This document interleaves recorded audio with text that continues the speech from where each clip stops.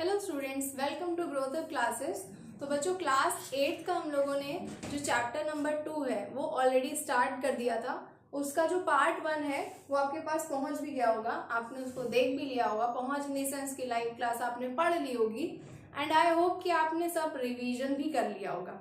आप एटलीस्ट उसको याद करके आए होंगे एंड उसको कॉपी में नोट डाउन करके आए होंगे, एटलीस्ट जो इंपॉर्टेंट पॉइंट्स होते हैं वो। ठीक है, तो बच्चों, my name is Shivangi Jha, आपकी केमिस्ट्री टीचर। आप ऑलरेडी हमसे इतना पढ़ चुके हैं, फर्स्ट चैप्टर कंप्लीट हम लोग कर चुके हैं डिटेल में। उसके बाद हम लोगों ने अब सेकेंड चैप्टर को भी स्टार्ट कर दिया है और आज हम लोग पढ़ेंगे उसका पार्ट 2। ठीक है, तो वो बच्चे, पहली बात तो क्लास स्टार्ट हो चुकी है, सब क्लास को ज्वाइन कर लीजिए। जितने भी आपके फ्रेंड्स रह गए उनसे कह दीजिए कि यस मैम आ चुकी हैं लाइव पढ़ाने, और आप भी आइए जल्दी से फटाफट से अपनी कॉपी पेन एंड फोन सामने रख दीजिए, फोन लैपटॉप जिसमें भी आप देख रहे हैं। ठीक है, और हम लोग आज इसको स्टार्ट करते हैं। ठीक है, तो बच्चों, इससे पहले कि हम लोग पार्ट 2 को स्टार्ट करें, लेट्स रिकॉल अवर पार्ट 1 कि हम लोगों ने पार्ट 1 में क्या पढ़ा था, क्योंकि पार्ट 2 तभी समझ आएगा। क्योंकि कुछ बच्चे ऐसे भी होंगे जिन्होंने पार्ट 1 नहीं पढ़ा होगा, वो सीधा पार्ट 2 पे स्विच करे होंगे। तो जो पार्ट 2 पे स्विच करें वो पहले पार्ट 1 का पूरा डिटेल, हाँ हम लोग यहाँ पर इतना डिटेल में नहीं देख पाएंगे, लेकिन हाँ स्टार्टिंग के 5 to 10 मिनट्स हम लोग जस्ट रिकॉल करते हैं कि हम लोगों ने पार्ट 1 में क्या पढ़ा था। तो पहली चीज तो हम लोगों ने पार्ट 1 में यही पढ़ी थी बच्चों, एक मिनट। पहली चीज हम लोगों ने पार्ट 1 में ये पढ़ा था कि बहुत सारे ऐसे मेटल्स होते हैं, बहुत सारे ऐसे मटेरियल होते हैं जिनके कुछ स्पेसिफिक यूज होते हैं जो किस पर डिपेंड करते हैं, उनकी फिजिकल और केमिकल प्रॉपर्टीज पर। जैसे कि हम लोगों ने एग्जांपल देखा था कि वाटर की कुछ अपनी फिजिकल एंड केमिकल प्रॉपर्टीज है, वो उसी के लिए यूज होगा। जैसे कि वाटर एक बहुत अच्छे सॉल्वेंट की तरह काम करता है। वाटर, पानी आप पीते हैं सिंपल, कोई टेस्ट नहीं होता उसमें, कलरलेस होता है। एंड वाटर का कितने सारे यूज है, वाटर के यूज बताने की जरूरत है क्या आपको, सबको मालूम है। ठीक, इसके अलावा जैसे कि चेयर हो गई, इसका अपना यूज है। ठीक, इसका बिल्कुल अलग यूज है, वाटर का बिल्कुल अलग यूज है। तो यानी इनकी फिजिकल और केमिकल प्रॉपर्टीज जब अलग अलग होती हैं, स्टेट, कलर, टेस्ट, ऑर्डर, ये सब अलग अलग होता है। तो इसी तरीके से आप कहते हैं कि इनके जो यूजेस हैं वो भी अलग अलग हो जाते हैं। ठीक, इसके अलावा आप देखते हैं, हम लोगों ने देखा था एलिमेंट्स क्या होते हैं।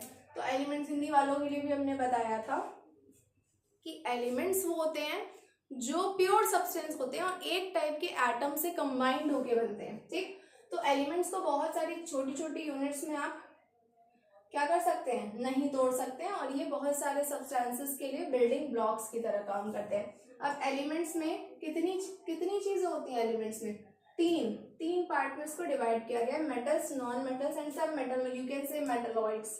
हम लोगों ने देखा था बच्चों मेटलॉइड्स।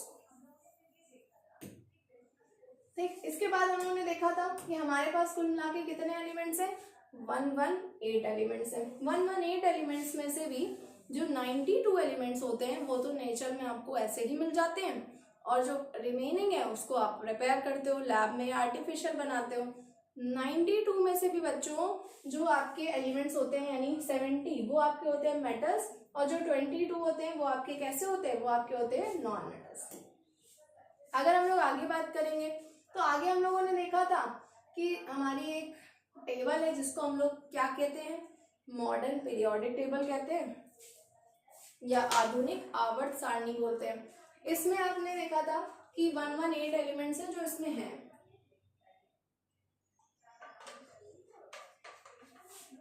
इसी पीरियोडिक टेबल में आपको सारे 118 एलिमेंट्स मिल जाते हैं, जिनमें से कुछ नेचुरली अकरिंग है, कुछ आपके आर्टिफिशियल तरीके से बनाए गए हैं, कुछ मेटल्स हैं, कुछ नॉन मेटल्स हैं, कुछ सब मेटल्स हैं।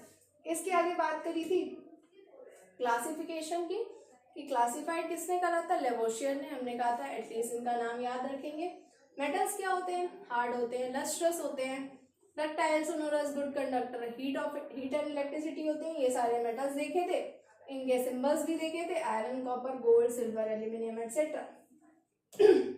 सॉरी, इसके अलावा हम लोगों ने नॉन मेटल्स पे बात करी थी, जस्ट अपोजिट टू मेटल्स। इसमें क्या था, brittle, non lustrous, non malleable, non ductile, poor conductor of heat and electricity. For example nitrogen, sulphur, phosphorus, carbon, oxygen. इसके अलावा मेटलॉइड्स, जिनके अंदर कैरेक्टरिस्टिक्स होते हैं बोथ मेटल्स के भी और नॉन मेटल्स के भी, जैसे बोरॉन, यहाँ पर थोड़ा गलत लिख गया है, बोरॉन नहीं होता, it's boron, silicon, arsenic, germanium, ये ठीक। इसके अलावा हम लोगों ने बेटा क्या देखा था कि इनकी अकरेंस क्या होती है। तो हम लोगों ने देखा था अकरेंस में कि जो आपको मेटल्स और नॉन मेटल्स रहते हैं ना, वो आपको कंबाइंड स्टेट में भी मिल जाते हैं और वो आपको फ्री स्टेट में भी मिलते हैं। दोनों में क्या डिफरेंस था? Free state in the sense कि ऐसे ही नेचुरली, मतलब आपको किसी कंपाउंड के फॉर्म में नहीं मिलेगा, और कंबाइंड स्टेट होती है मतलब किसी कंपाउंड के फॉर्म में आपको मिल रही है, ठीक है। तो एग्जांपल जैसे देखिए, एल्यूमिनियम का बॉक्साइड हो गया, कॉपर का कॉपर पाइराइड, आयरन का हेमेटाइट, सिल्वर ऑर्जेंटाइट, तो ये इनके कंबाइंड फॉर्म है। इसके अलावा जो एकदम लेस रिएक्टिव मेटल्स होती हैं आपकी, वो आपको सिंपली ऐसे ही देखने को मिलती है, जैसे गोल्ड हो गया, प्लेटिनम हो गया, बहुत लेस रिएक्टिव मेटल है, तो ये आपको ओनली फ्री स्टेट देखने को मिलती है। इन द सेम वे जो आपके नॉन मेटल्स यानी जो आपकी अधातुएं होती हैं, वो भी आपको दोनों फॉर्म में देखने को मिलती हैं। आपको वो कंबाइंड स्टेट में भी मिलती हैं और आपको वो फ्री स्टेट में भी मिलती हैं। अगर कंबाइंड स्टेट की बात करेंगे तो सिलिकॉन, फास्फोरस हो गया, एंड अगर फ्री स्टेट की बात करेंगे तो ऑक्सीजन, नाइट्रोजन हो गया, ठीक। तो ये हम लोगों ने यहाँ तक कवर किया था बेटा पार्ट 1 में। तो आई होप आपको रिकॉल हो गया होगा। अब हम लोग इसमें पार्ट 2 स्टार्ट करते हैं, मेटल्स एंड नॉन मेटल्स। इतना इंपॉर्टेंट चैप्टर है, अभी तो काम में आएगा ही आएगा, आपके बोर्ड के लिए बहुत इंपॉर्टेंट है, तो ध्यान से पढ़िएगा। पहली चीज पे बात करते हैं इसकी फिजिकल प्रॉपर्टीज पे। Physical properties of metals and non metals. सबसे पहले फिजिकल स्टेट देखते हैं। जैसे आपको अगर याद हो तो हमने आपको बताया था कि मैटर को दो तरीके से क्लासिफाई करते हैं। एक होता है उसका फिजिकल क्लासिफिकेशन एंड दूसरा होता है उसका केमिकल क्लासिफिकेशन। जब फिजिकल क्लासिफिकेशन होता है तो उसमें स्टेट्स की बात होती है, सॉलिड स्टेट, लिक्विड स्टेट और गैसियस स्टेट। उसी के बेस पे चलिए देखते हैं। पहली बात, metals are generally solid at room temperature. Metals जो है वो जनरली सॉलिड होते हैं, एक्सेप्ट क्या, मरकरी और गैलियम। ये दोनों मेटल कहाँ देखने को मिलेंगे बच्चों? तो देखो हम आपको दिखाते हैं, समझाते हैं, आपको शायद याद आ जाए। अगर आपने जो थर्मामीटर है जिससे फीवर मेजर करते हैं, वो अगर आपने देखा हो, और जो पहले के टाइम पे आता था एकदम कांच का, ग्लास का जो बना होता था, उसके अंदर जो लिक्विड भरा होता था वो मरकरी होता है। और वो कैसा, वो लिक्विड हम खुद बोल रहे हैं, यानी कि वो सॉलिड स्टेट में तो नहीं हुआ। इसी तरीके से जो गैलियम होता है, इसका भी मेल्टिंग पॉइंट अभी हम लोग आगे डिस्कस करेंगे ये फ्रेज मेल्टिंग पॉइंट को। तो उसको जैसे ही आप अपने पाम पे रखते हो वो लिक्विड में कन्वर्ट हो जाता है, यानी वो इतनी जल्दी पिघल जाता है। तो room temperature in the sense की नॉर्मल टेम्परेचर की बात हो रही है। तो उस कंडीशन में 99% जो मेटल्स हैं, यानी ऑलमोस्ट सारे मेटल्स सॉलिड स्टेट में रहते हैं, सिवाय मरकरी और गैलियम को छोड़कर। सिर्फ और सिर्फ मरकरी और गैलियम ऐसे हैं जो आपके किस में रहते हैं, बताइए किस स्टेट में रहते हैं? लिक्विड स्टेट में। एटलीस्ट ये दो याद रखेंगे। इनके अलावा भी है कुछ, फ्रांसियम, सीजियम, रुबिडियम, ये भी आपके, ठीक। तो फिजिकल स्टेट क्या हो गई मेटल्स की? जनरली क्या याद रखेंगे बच्चों कि ये जनरली किस स्टेट में रहते हैं? सॉलिड स्टेट में। हिंदी वाले क्या याद रखेंगे? ठोस अवस्था। लिक्विड में भी कुछ मेटल्स हैं, लेकिन उनमें से आप सिर्फ दो के एग्जांपल याद रखिएगा। कौन कौन से? मरकरी और गैलियम। नॉन मेटल्स की बात करते हैं, तो non metals can exist in all three states but generally they are solid or gas at room temperature। Non metals भी आपको तीनों स्टेट में देखने को मिल जाएंगे। अच्छा, तो मेटल्स आपको गैसेस में मिल रहा था? नहीं बच्चों, मेटल्स की जो जनरली जो मेन स्टेट है वो है सॉलिड स्टेट, ठीक। और कुछ हैं जो लिक्विड स्टेट में भी एग्जिस्ट करते हैं, लेकिन नॉन मेटल्स के केस में उनमें तीनों स्टेट होती है, यानी तीनों स्टेट में वो एग्जिस्ट करते हैं। कौन कौन सी हो गई? सॉलिड हो गई, गैस हो गई रूम टेम्परेचर पे, जैसे हाइड्रोजन, क्लोरीन, ऑक्सीजन, ये क्या है? ये जनरली है गैसेस। इसके अलावा आयोडीन, वही आयोडीन जो नमक में होता है, जिसको आप कहते हैं कि ना आयोडीन, आयोडाइज्ड नमक salt, silicon, carbon and phosphorus. Carbon तो जानते हैं, कोल देखा होगा आपने। तो iodine, silicon, carbon and phosphorus वो कैसे होते हैं? सॉलिड। और ब्रोमीन बहुत ही कम है जो लिक्विड में, तो ब्रोमीन का यहाँ पे एग्जांपल याद रखना है। वो किस स्टेट में एग्जिस्ट करती है? वो लिक्विड स्टेट में एग्जिस्ट करती है, ठीक है बच्चों। तो अगर आपसे कोई पूछेगा कि फिजिकल स्टेट बताइए, तो जैसे यहाँ पे एग्जांपल, यहाँ पे लगी हुई है इमेजेस, देखिए आयरन है ये, और ये आयरन की गोलियां, ठीक, जैसे कहते हैं ना कि बॉडी में आयरन की डेफिशिएंसी हो गई, खून की कमी हो गई, तो ये आयरन की हो गई, ठीक। इसके अलावा आयोडीन, आयोडाइज सॉल्ट, आयोडीन किसमें होता है, सॉल्ट में प्रेजेंट होता है। तो जनरली क्या याद रखना है कि जो मेटल्स की जनरली स्टेट है वो है सॉलिड स्टेट, और जो नॉन मेटल्स की जनरली स्टेट है वो गैस भी है और सॉलिड भी है, ठीक। मोस्टली जो आपको मेटल्स मिलेंगे वो किस स्टेट में मिलेंगे, सॉलिड स्टेट में मिलेंगे मैम, बिल्कुल याद रख लो दिमाग में।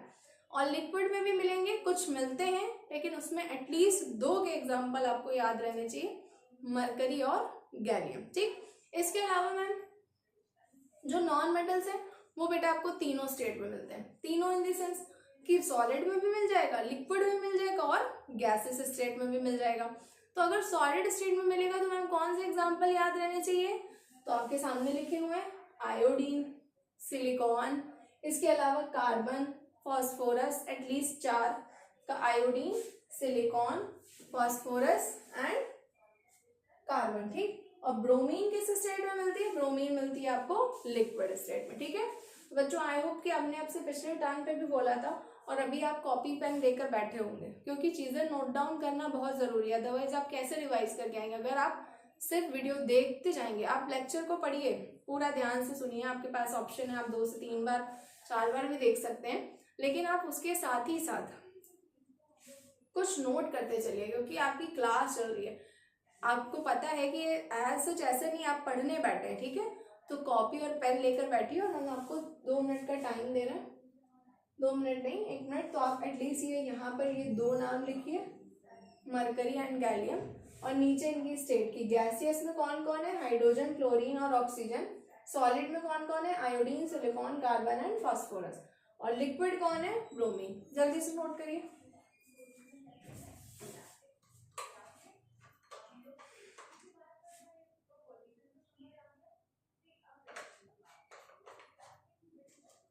ठीक है बच्चों, याद रह जाएगा कि आपको नॉन मेटल्स में तीनों स्टेट मिल रही हैं, लेकिन आपको मेटल्स में जनरली सॉलिड स्टेट मिल रही है।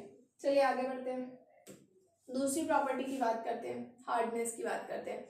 अब हार्डनेस का मतलब तो आप सब समझ ही रहे हैं, हार्ड एंड सॉफ्ट 2 ही तरीके की चीजें होती है। जो आपको हार्ड सॉलिड फॉर्म में मिले उसको आप हार्ड बोलेंगे, जो आपको सॉफ्ट मिलेगा वो सॉफ्ट हो जाएगा। जैसे for example metals are generally hard, not all metals are hard. कुछ मेटल्स ऐसे भी हैं जो सॉफ्ट भी होती हैं, जैसे देखते हैं metals are generally hard, hardness varies from metal to metal. जो हार्डनेस है वो वेरी करती है, मेटल टू मेटल पर डिपेंड करती है। Metal like sodium and potassium are soft, जो सोडियम और पोटेशियम होती है मेटल्स वो सॉफ्ट होती हैं।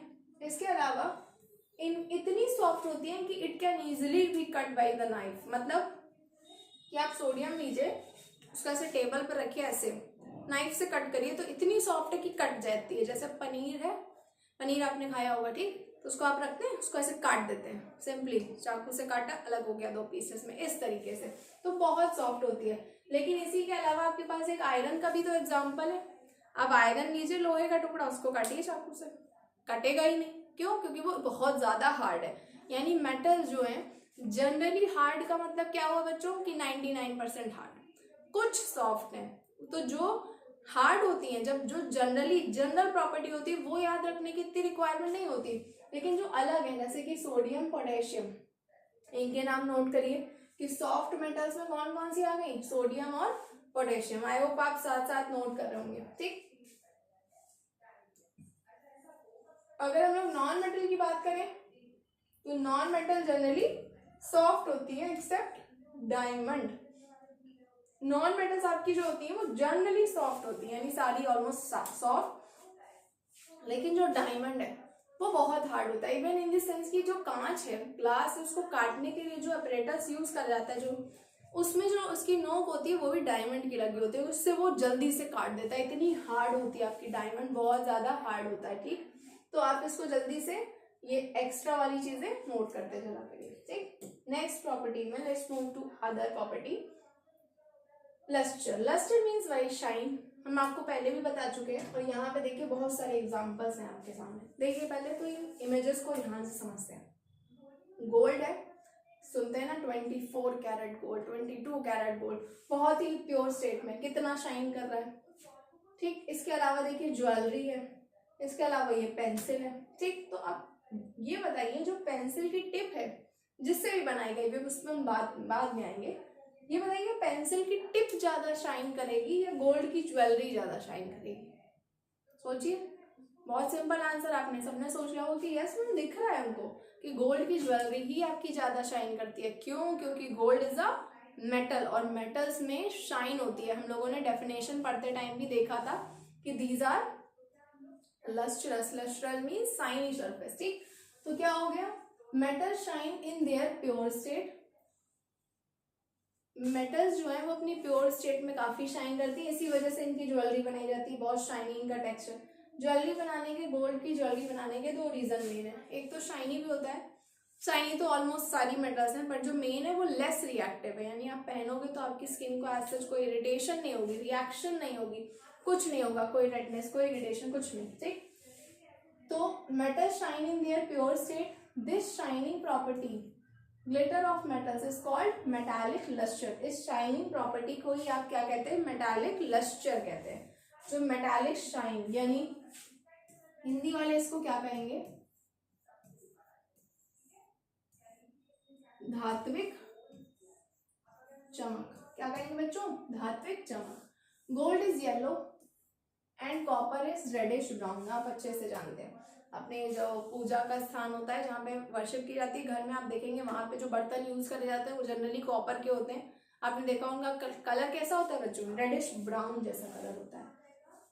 तो गोल्ड कैसे कलर का है, येलो। कॉपर कैसे कलर का है, reddish brown. Magnesium, aluminium and silver appear white. जो आपका मैग्नीशियम हो गया, एल्यूमिनियम हो गया और सिल्वर हो गया, वो अपीयरेंस उनका व्हाइट होता है।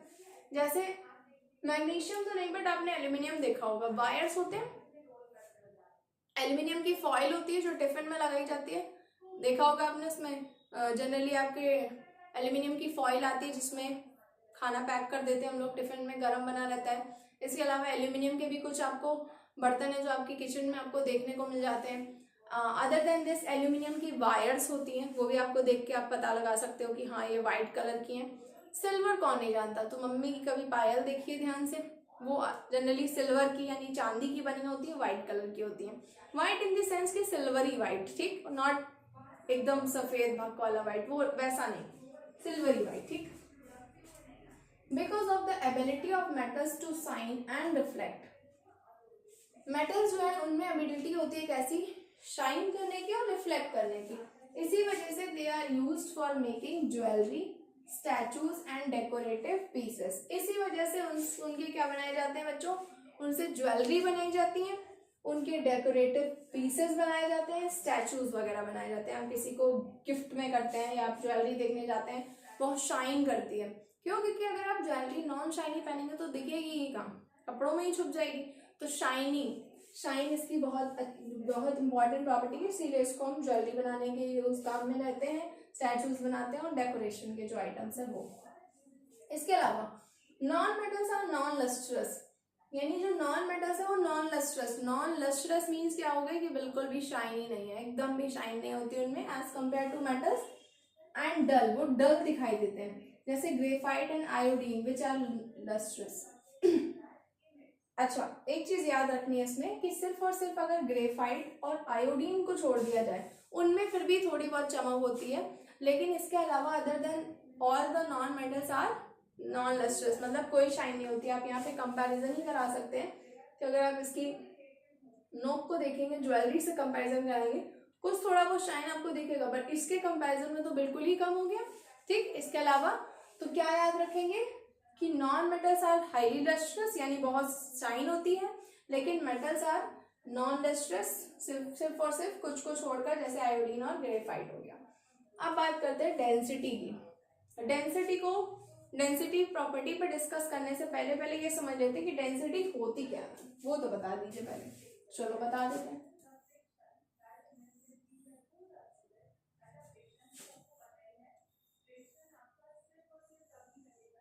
देखो, आई एम ड्राइंग समथिंग, ये there are 3 boxes, okay, same size के ले लेते हैं।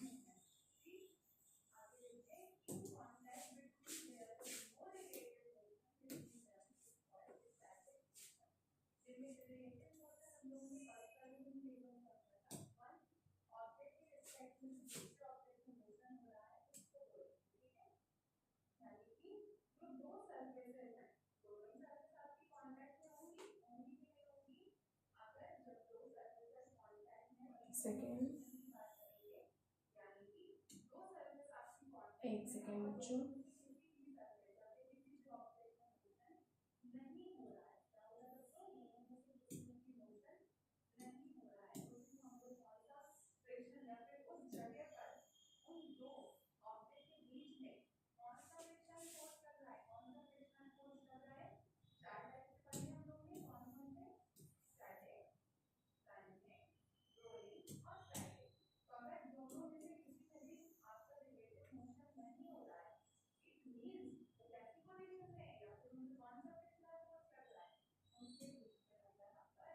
ठीक है बच्चों, तो ये देखो ये 3 बॉक्सेस आपको नजर आ रहे होंगे। अब इन 3 बॉक्सेस को अगर आप देखेंगे ध्यान से तो ये थोड़ा सा नीचे हो गया, ये तीनों बॉक्सेस सेम साइज के हैं। ठीक, अब इसमें कोई एक चीज समझने की कोशिश करते हैं।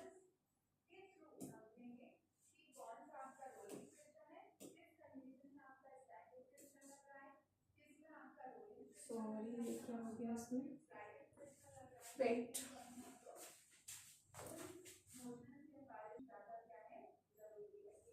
ठीक है बच्चों, तो डेंसिटी को समझने के लिए सॉरी फॉर इंटरप्शन, हम लोग अपने आगे कंटिन्यू करते हैं। जैसे ये 3 बॉक्सेस हैं, ठीक है, तो ये तीनों बॉक्सेस कैसे हैं, सेम साइज के तीनों बॉक्सेस हैं। ठीक, अब अगर हम आपसे बात करें थोड़ा कलर चेंज करके, यहां पर हमने ऐसे 4 पार्टिकल्स रख दिए, यहाँ पर 1 2 3 4 5 6 7 8 9 ऐसे पार्टिकल्स रख दिए। यहाँ पर ओनली 1 2 3 4 5 6 7। ठीक, तो हमने इस तरीके से कुछ पार्टिकल्स रख दिए। तो अब क्या है, हम आपसे पूछे कि किसकी डेंसिटी ज्यादा होगी, किसकी डेंसिटी कम होगी। ठीक, तो आप डेंसिटी पे क्या करेंगे कि सेम वॉल्यूम में, मतलब एक ही जगह में, एक ही स्पेस में, अगर सेम वॉल्यूम में आपके अगर नंबर ऑफ पार्टिकल्स जो है वो बताते हैं डेंसिटी को, अगर नंबर ऑफ पार्टिकल्स ज्यादा हैं उतनी ही जगह में तो आप कहेंगे कि उसकी डेंसिटी ज्यादा है, अगर कम है तो आप कहेंगे कि डेंसिटी कम है। तो बेसिकली डेंसिटी है क्या, सिंपल वर्ड में आप समझ सकते हैं कि number of particles in same volume या इन 1 मीटर क्यूब वॉल्यूम। हम लोग आसान करने के लिए डेफिनेशन को ऐसे बना देते हैं, जैसे यहाँ पे 3 बॉक्सेस बनाए हमने। तो बताइए जल्दी से कि फर्स्ट बॉक्स में आप देख रहे हैं कि ओनली देयर आर 4 पार्टिकल्स, यहाँ पर तो बहुत सारे हैं और यहाँ पर कुछ कम, तो सबसे ज्यादा डेंसिटी किसकी हो गई, इसकी। इसके बाद डेंसिटी किसकी हो गई, इस थर्ड वाले बॉक्स की, एंड फिर किसकी बारी आई, फर्स्ट वाले की। यानी अगर number of particles in a prescribed volume ज्यादा है तो आप कहेंगे कि डेंसिटी ज्यादा है, अगर कम है तो आप कहेंगे कि डेंसिटी क्या है, कम है। ठीक, तो अब हम समझते हैं डेंसिटी को। हमने समझ लिया कि number of particles in a fix volume. ठीक है, हमने एक वॉल्यूम डिसाइड कर लिया और उसके अकॉर्डिंग हम अगर नंबर ऑफ पार्टिकल्स मेरे ज्यादा है तो हम कहेंगे कि डेंसिटी ज्यादा है, अगर कम है तो हम कहेंगे कि डेंसिटी कम है। ठीक है, जैसे फॉर एग्जांपल अगर आप ऑटो में बैठे, जो सवारी वाले ऑटो, उसमें आप जब बैठते हैं तो बहुत सारे लोग बिठाते ही रहते हैं ना, बस वगैरह में जो लोकल बसेस और लोकल ऑटोज आते हैं, तो वहां पे क्या है, नंबर ऑफ लोग ज्यादा हो गए तो आप कहेंगे कि डेंसिटी बहुत ज्यादा है। और आप सिर्फ अपनी खुद की गाड़ी में चलिए, कार में आगे एक बैठा होगा, पीछे, तो आप कहेंगे डेंसिटी बहुत लो है, यानी बहुत कम वहां पे पार्टिकल्स है। तो metals generally have high density, metals की जो डेंसिटी है वो हाई डेंसिटी होती है, बहुत सारे नंबर ऑफ पार्टिकल्स होते हैं, और ये आप ऐसे भी समझ सकते हैं कि वो जनरली सॉलिड स्टेट में ही होते हैं।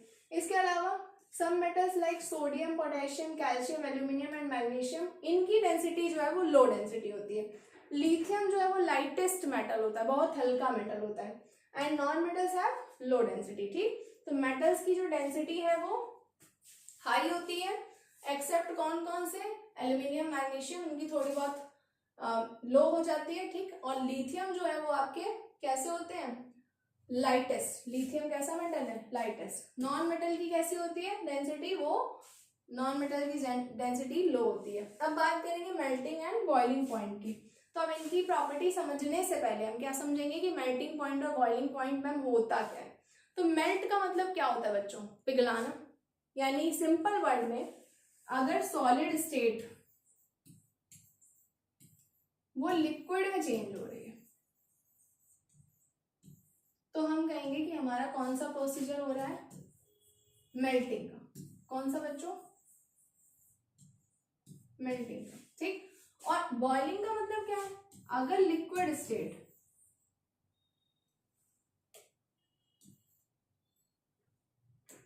कौन सी state? Liquid state. Liquid state अगर गैसियस स्टेट में चेंज हो रही है तो हम क्या कहेंगे बच्चों? हम लोग कहेंगे कि हो रही है, कौन सा प्रोसीजर हो रहा है? बॉइलिंग का प्रोसीजर हो रहा है। ठीक, तो मेल्टिंग और बॉइलिंग तो ये फिनोमेना होते हैं कि when solid state is converted into liquid state then it is called melting, and when liquid state is converted into gaseous state then simply it is known as boiling। अच्छा, हिंदी में क्या बोलते हैं? मेल्टिंग करना means गलना, गला देना, and boiling करना means उबालना, सिंपल वर्ड में। या इसी को हम लोग अगर बोलेंगे मेल्टिंग पॉइंट को हिंदी में क्या बोलेंगे बच्चों? अब ये पॉइंट क्या होते हैं वो भी समझ लो पहले तो। मेल्टिंग पॉइंट, इसको हम हिंदी में बोलते हैं गलनांक। क्या बोलते हैं बच्चों? गलनांक। और दूसरा होता है क्या? Boiling point.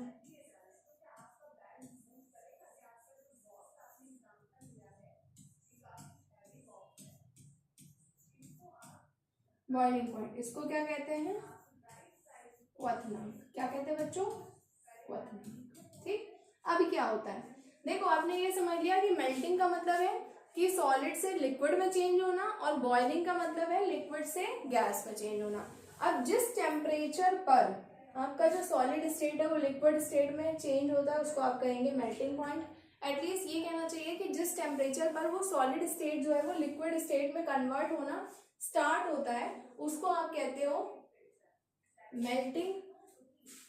और उस टाइम पे जो टेम्परेचर होता है उसको आप कहते हो मेल्टिंग पॉइंट। ठीक है, ठीक, तो मेल्टिंग क्या हो गया बच्चों? सॉलिड से लिक्विड में कन्वर्जन, और जिस टेम्परेचर पर ये कन्वर्जन होगा उसको आप कहोगे मेल्टिंग पॉइंट। एंड बॉइलिंग का मतलब क्या हो गया? लिक्विड से गैसियस में कन्वर्जन, और जिस टेम्परेचर पे ये काम होगा उसको आप क्या कहोगे? बॉइलिंग पॉइंट कहोगे। ठीक है, तो बच्चों समझ आ गया बॉइलिंग पॉइंट क्या होता है? मेल्टिंग पॉइंट मतलब the temperature at which solid state is converted into liquid state, उसको कहेंगे मेल्टिंग पॉइंट। हिंदी में जिस ताप पर जो आपका जो ठोस अवस्था है वो किसमें बदलने लग जाए? द्रव अवस्था में बदलने लग जाए, उसको आप कहेंगे गलनांक। और जिस पर द्रव अवस्था जो है वो गैस अवस्था में बदलने लग जाए उसको आप क्या कहेंगे बच्चों? क्वथनांक कहेंगे। ठीक, अब देखो मेल्टिंग और बॉइलिंग पॉइंट को समझते हैं। तो metals generally have high melting point. Metals का जो जनरली मेल्टिंग पॉइंट होता है वो हाई होता है, यानी बहुत सारा टेम्परेचर चाहिए आपको इसे लिक्विड में बदलने के लिए, और बॉइलिंग पॉइंट भी हाई होता है। जैसे tungsten, tungsten has the highest melting point. Sodium and potassium has low melting point and mercury has low boiling point. मतलब मेटल्स का जो जनरली मेल्टिंग पॉइंट और बॉइलिंग पॉइंट होता है वो कैसा होता है बच्चों? वो होता है हाई। मतलब बहुत ज्यादा टेम्परेचर आपको देना पड़ता है तभी जाके कोई मेटल जो है वो सॉलिड से लिक्विड स्टेट में कन्वर्ट होता है। जैसे फॉर एग्जांपल आपने देखा ही होगा, आपके घर में कोई आयरन का पीस हो, आयरन हो, उसको आप सिंपली क्या करें? उसको आप सिंपली गैस पर रख दें या आप उसको गर्म करना स्टार्ट कर दें, तो आप देखेंगे कि आप गर्म करते रहेंगे पर वो लिक्विड में तो नहीं बदलेगा तुरंत, क्योंकि आयरन को भी लिक्विड स्टेट में बदलने के लिए 1000 डिग्री सेल्सियस के अराउंड टेम्परेचर लगता है, जो बहुत हाई है।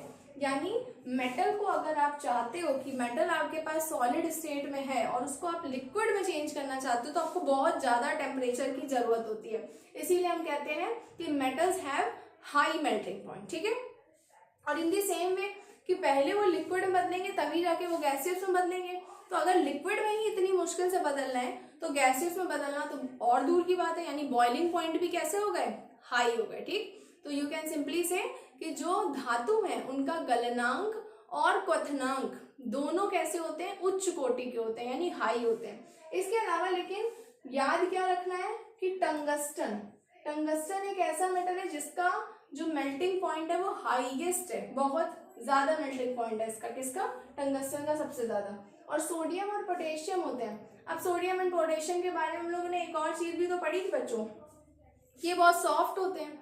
तो अगर ये सॉफ्ट होते हैं तो इनको जाहिर सी बात है कि गलाने में यानी लिक्विड स्टेट में चेंज करने के लिए आपको उतना ज्यादा टेम्परेचर तो नहीं चाहिए जितना आपको आयरन के केस में चाहिए। तो कुछ मेटल्स जो सॉफ्ट होते हैं जैसे सोडियम हो गया, पोटेशियम हो गया, इनके मेल्टिंग पॉइंट और बॉइलिंग पॉइंट कैसे होते हैं? इनके लो होते हैं, ठीक। तो इनके मेल्टिंग पॉइंट कैसे है? लो है। मरकरी का जो बॉइलिंग पॉइंट है वो कैसा है? लो है, ठीक है। तो बच्चों अच्छा एक और चीज यहाँ पे बात कर लेते हैं कि जनरली जो मेटल्स हैं वो कैसी होती हैं? सॉलिड स्टेट में। तो हम लोग जनरली किसकी बात करेंगे मेटल्स के केस में? मेल्टिंग पॉइंट की बात करेंगे, क्योंकि सारे तो सॉलिड में, तो सबसे पहले तो सॉलिड से लिक्विड में चेंज करेंगे ना। तो जब भी आप बुक रीड करेंगे तो आपको ऐसे ही दिया होगा कि मेटल्स का जो जनरली मेल्टिंग पॉइंट है वो कैसा होता है? बहुत हाई होता है। लेकिन सोडियम और पोटेशियम जो ऑलरेडी सॉलिड स्टेट में एग्जिस्ट करते हैं, इनका मेल्टिंग पॉइंट लो होता है क्योंकि थोड़े सॉफ्ट होते हैं। मरकरी जो है वो लिक्विड स्टेट में एग्जिस्ट करता है। अब लिक्विड एग्जिस्ट करता है तो जाएगा किस में? गैसियस में। तो इसका जो बॉइलिंग पॉइंट है वो कैसा हो गया? लो हो गया, ठीक। सॉरी।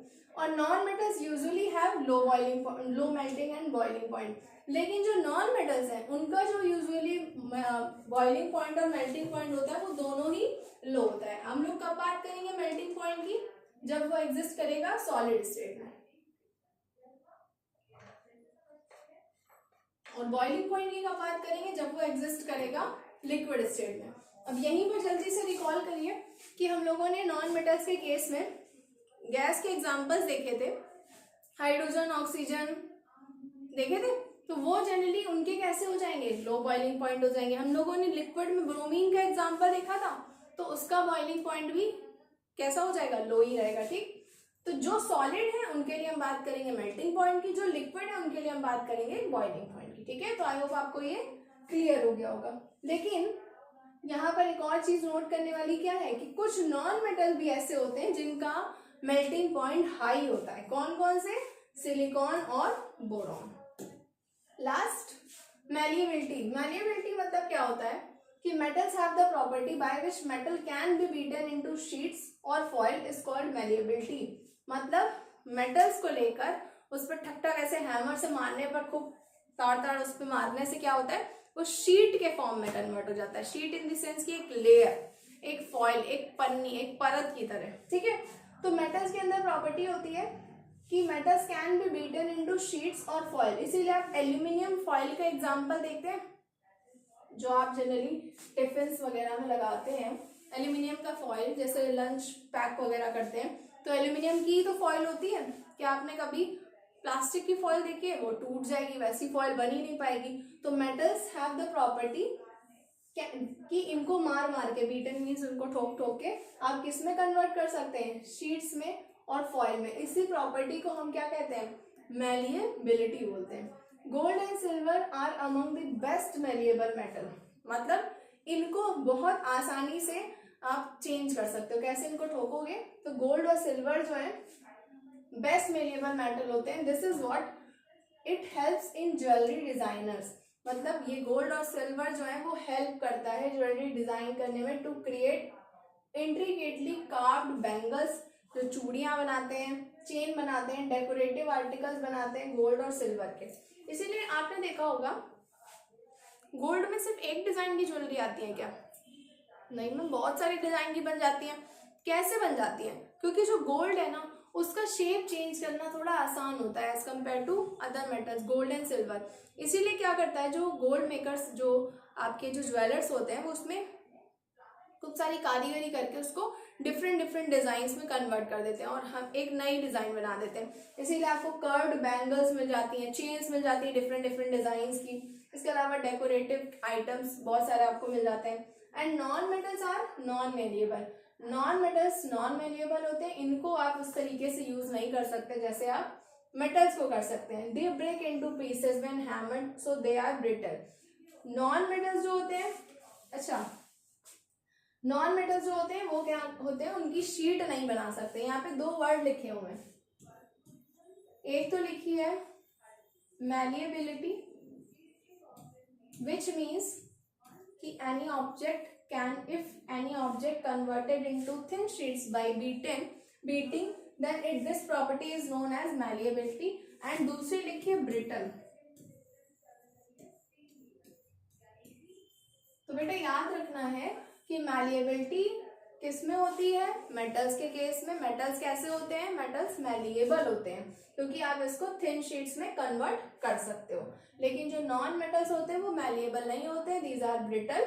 ये अगर आप हैमर मारने की कोशिश करोगे तो ये टूट जाएंगे। ठीक है, तो बच्चों हम लोगों ने इतना सब कुछ पढ़ लिया आज। जल्दी से इसको रिकॉल करते हैं क्या क्या पढ़ा था, एंड फिर नेक्स्ट पार्ट में हम लोग मिलेंगे। ठीक है, तो ये था पार्ट 2, जिसमें हम लोग पढ़ रहे थे इनकी प्रॉपर्टीज के बारे में। सबसे पहली प्रॉपर्टी जो हम लोगों ने पढ़ी वो पढ़ी इनकी फिजिकल स्टेट के बारे में। प्लीज अब आप नोट कर लेंगे। ठीक है, तो फिजिकल स्टेट में क्या पढ़ा था कि metals are generally solid. Generally कैसे होते हैं? सॉलिड होते हैं रूम टेम्परेचर पर। याद क्या रखना है कि कुछ ऐसे हैं जो लिक्विड स्टेट में भी होते हैं, और हमने आपसे कहा कि सिर्फ और सिर्फ आप 2 एग्जांपल्स याद रख लीजिए, मरकरी और गैलियम। ठीक है, नॉन मेटल्स कैसे होते हैं? नॉन मेटल्स तीनों स्टेट्स में एग्जिस्ट करते हैं। सॉलिड के example iodine, silicon, carbon, phosphorus. Gases के example hydrogen, chlorine, oxygen. And liquid के एग्जांपल सिर्फ और सिर्फ एक, कौन सा? ब्रोमीन। ठीक है, अगला हार्डनेस। तो मेटल्स देखा था कि जनरली हार्ड होते हैं, इनको आप ऐसे मतलब इतने सॉफ्ट नहीं होते कि आप नाइफ से कट कर लो, एक्सेप्ट कुछ मेटल्स। कौन कौन से मेटल्स हैं? जैसे आप यहाँ पे देख रहे हो कि सोडियम था जो बहुत सॉफ्ट था, और पोटेशियम था जो बहुत सॉफ्ट था। इसको आप इजीली नाइफ से कट कर सकते हो। नॉन मेटल्स कैसे होते हैं? जनरली सॉफ्ट होते हैं, लेकिन एक नॉन मेटल है डायमंड जो काफी हार्ड होता है। ठीक है बच्चों, लस्ट्रस, इस पर तो हम लोगों ने काफी बात करी कि मेटल्स जो है उनमें काफी शाइन होती है, ग्लिटर की तरह एकदम शाइन करते हैं, और इस प्रॉपर्टी को हम क्या कहते हैं? Lustrous property. जैसे आपने देखा होगा कि गोल्ड जो है वो येलो कलर का होता है, येलो शाइनिंग होती है। कॉपर जो है वो रेडिश ब्राउन होता है, उसमें रेडिश ब्राउन शाइनिंग देखने को मिलती है आपको। लेकिन इसके अलावा मैग्नीशियम, एल्यूमिनियम और सिल्वर होते हैं, ये व्हाइट सिल्वरी व्हाइट कलर आपको देखने को मिलता है। इसी वजह से इनकी क्या डेकोरेटिव पीस बनाते हैं, ज्वेलरी बनाते हैं, स्टैचूज बनाते हैं, ये सब बनाते हैं। ठीक है, इसके अलावा नॉन मेटल्स में देखा कि ये नॉन लस्ट्रस होते हैं, मतलब इनमें कोई शाइन नहीं होती, डल होते हैं। लेकिन कुछ नॉन मेटल्स को छोड़कर, कौन कौन से थे? ग्रेफाइट और आयोडीन, जो कि लस्ट्रस होते हैं। फिर हम लोगों ने डेंसिटी पे बात करी। तो डेंसिटी मीन्स क्या होता है? सिंपल आपको याद रखना है कि number of particles in a fixed volume. तो metals generally have high density, इनमें जो पार्टिकल्स होते हैं वो काफी पास होते हैं, इसीलिए ये जनरली सॉलिड स्टेट में एग्जिस्ट करते हैं। क्योंकि आपने ये पढ़ा था कि सॉलिड में जो पार्टिकल्स हैं वो काफी पास होते हैं, उनके अंदर इंटरमॉलिक्यूलर जो स्पेस है वो सबसे कम होती है, और जो उनका फोर्स ऑफ अट्रैक्शन है वो सबसे ज्यादा होता है। क्योंकि मेटल्स जनरली सॉलिड स्टेट में होते हैं, इसलिए इनकी हाई डेंसिटी होती है। लेकिन कुछ मेटल्स हैं जिनकी हाई डेंसिटी नहीं होती, sodium, potassium, calcium etcetera have low density. Lithium जो है वो सबसे लाइटेस्ट, जब ये लिखा होता है लाइटेस्ट, हार्डेस्ट, टफेस्ट, वो पॉइंट्स बहुत याद रखने हैं, जरूरी होते हैं। Non metals have low density. And then we move towards the melting and boiling point. तो हमने आपको बताया melting means when solid state converted into liquid state, and the temperature at which solid state is start converting into liquid state is known as melting point. And boiling is what? The changes from liquid state to gaseous state, and the temperature at which liquid state starts converting into gaseous state is known as its boiling point। Hindi में गलनांक, और इसको क्या कहते हैं? क्वथनांक। ठीक, तो मेटल्स के जनरली कैसे होते हैं? हाई मेल्टिंग बॉइलिंग पॉइंट होते हैं। सबसे ज्यादा जो हाईएस्ट किसका होता है? टंगस्टन का। सोडियम और पोटेशियम कुछ ऐसे मेटल्स हैं जो कि लो मेल्टिंग पॉइंट शो करते हैं। मरकरी का भी लो बॉइलिंग पॉइंट होता है, क्योंकि मरकरी आपका लिक्विड स्टेट में एग्जिस्ट करता है, तो लिक्विड से किस में जाएगा? गैस में। तो किसकी बात करेंगे? बॉइलिंग पॉइंट की। ठीक है, नॉन मेटल देखा इनके generally low boiling and melting point होते हैं, लेकिन ग्रेफाइट जो है उसका हाई मेल्टिंग पॉइंट होता है। सिलिकॉन और बोरॉन का भी हाई बॉइलिंग पॉइंट होता है। एंड लास्ट मेलिएबिलिटी, कि मेलिएबिलिटी की प्रॉपर्टी होती है कि जब आप मेटल्स को मार मार के हैमर से पटक के क्या उसकी शीट बना सकते हो, फॉइल बना सकते हो। लेकिन अगर यही काम आप नॉन मेटल के साथ ट्राई करोगे तो वहां पर आपको ऐसा कुछ नहीं देखने को मिलेगा, वो टूट जाएगा, टू पीसेस में टूट जाएगा। तो इसीलिए नॉन मेटल कैसे होते हैं? ब्रिटल, एंड मेटल्स कैसे होते हैं? मैलिएबल। ठीक है, so that's all for today's class बच्चों। आई होप आपको सारे कंसेप्ट क्लियर हो गए होंगे। इसको रिवीजन करिएगा एंड प्रॉपर छोटा जो जो इम्पोर्टेंट पॉइंट्स बताए जाते हैं आप उसको नोट डाउन करते चला करिए और उसको अच्छे से रिवाइज करते आया करिएगा, ठीक है। सो थैंक्स फॉर वॉचिंग, मिलते हैं अपने नेक्स्ट लेक्चर के साथ।